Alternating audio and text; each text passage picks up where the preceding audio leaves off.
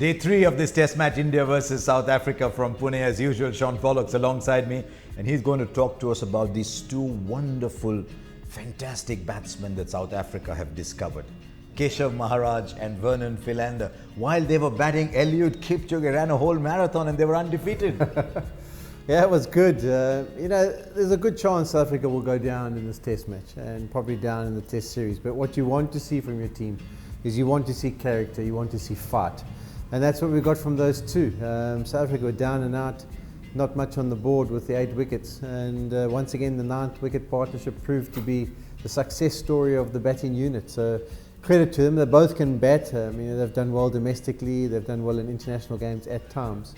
So it's not a complete surprise, but very good effort between the two of them. So Dane Pete, Senuran Muthusamy, Keshav Maharaj, Vernon Philander. Is the batting order wrong? Well, let's see. Maybe in the next test match, we'll see what happens. Yeah. No, but you know what will hurt South Africa? The reason they're behind is that this SG ball, and everyone's been talking about this new SG ball that goes soft after about 45 overs or so. So at that 45 over mark, South Africa losing too many wickets. We lost 4 in the first innings in Visakhapatnam, then 8, then 7. So by the time the ball becomes easier to play, there's not enough batsmen left. Yeah, and those guys at the bottom have shown some real application how to go about it. So there's no doubt the ball gets softer and easier, but they took the second new ball on as well, and they dealt with that superbly well. So I think we've just got to assess, and the good thing for South Africa is that they've taken time out of the game. They've kept India in the field for a long period of time, and they still have to believe that they can maybe, just maybe, draw this match. I'm sure India will probably bat again in the morning just to give their bowlers an opportunity to settle down again. But South Africa are going to look and say, okay, how much time do we have to bat out? Look what these guys have done. If we apply ourselves, there's no reason why we can't. I do think though the surface will start to get worse and worse. We saw a couple of those spin deliveries from Jadeja and Ashwin really starting to bite. And by the time day 5 comes, I think we're going to get a few spitting. Day 5. Well, let's hope. Okay, maybe. Now, India's bowlers, 105 overs or thereabouts. Jadeja bowled 1/3 the overs. We're a little surprised at the way the bowling was handed down. I mean, till the end, till the second new ball was taken, Umesh Yadav had bowled just 2 spells, 4 and 3. Do you think India slightly went ahead of the script a little bit, saying, we'll get the wickets with our spinners and keep the fast bowlers ready for the follow-on? Yeah, that was probably the plan. I think if they had bowled South Africa, what was it, 160 for 8? If they bowled them out 180, I'm sure they would have been forced to follow because the bowlers would have been fresh. They would have had a session today, sleep overnight. But because of this effort, I think the bowlers will just want a little bit more time off their feet and have a crack maybe after lunch. So it'll be interesting to see what the decision is that gets made in the morning. But yeah, I think just South Africa have given themselves a glimmer of hope of holding on to the result, still firmly in favour of India. Now, part of the reason that India may be a little short on firepower, Ishant Sharma is slightly off day. Umesh Yadav bowled beautifully, came back. Second spell wasn't quite the same. The third rather wasn't quite the same as before. Ishant Sharma running onto the pitch, so he was a little worried about that. And long spells as a result for the spinners.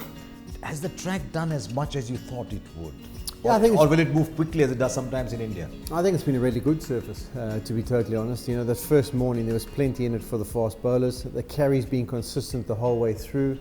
And I think the spinners are starting to get the ball to turn now. And not only that, there's always been bounce. And sometimes you speak to spinners, they'll say, we don't really need turn, but just give us bounce. So if we get it to jump up, it can bring the inside edge and the short leg into play. Or if we get an edge, it carries to the slip cordon. So I think they've had more than enough to work with. Sometimes they do get spoilt with the surfaces they get here, but I think these have been really good. A couple of times, I mean, when you got runs, and you got runs fairly frequently, the lower order, did you sort of walk back and tell the batsman, that's how you play there? No, I was never that cheeky. But I do think they need to learn lessons and also understand the point you made, it does get easier as they go or stick around for longer. So they need to apply themselves. I think it's just initially getting through that initial period. Once you've seen the first 20 or 30 balls, you start to relax. So there you are. The lead is now, 601 minus 275. It's a large lead. India have 2 options. One is extend that 326 to maybe 450 and then declare leaving South Africa 5 sessions, 450, 460, or maybe just declare overnight, or maybe just enforce a follow-on overnight. What would you do? Yeah, they could. I think they'll have a bat, even if it's just for the first session. just to give the bowlers time to relax and maybe the surface to deteriorate a little bit more. But I mean, still firmly. Also, if they bat on, there's 450. It's a little heavier for South Africa's openers when they come out to bat. They've probably been in while it's been hot and humid. Keep them in the heat again for another 2.5 hours, you think? I don't think South Africa are worried about the score, whatever's put on the board. I think they've just got to try and bat out time. That would be the key, and it's going to be difficult. But they've given themselves a chance. As I said, India firmly in control, holding all the cards. And it'll just be captain going to the bowlers in the morning. How are you guys feeling? Do we want to enforce the follow-on, or do you want a little bit more rest? And once he's got that feedback, he'll make his call. We'll wait and see, but India in the driver's seat at the end of day 3. It's looking very much like 2-0, but those two wonderful South African batsmen, Philander and Maharaj, kept India in for much longer than they thought.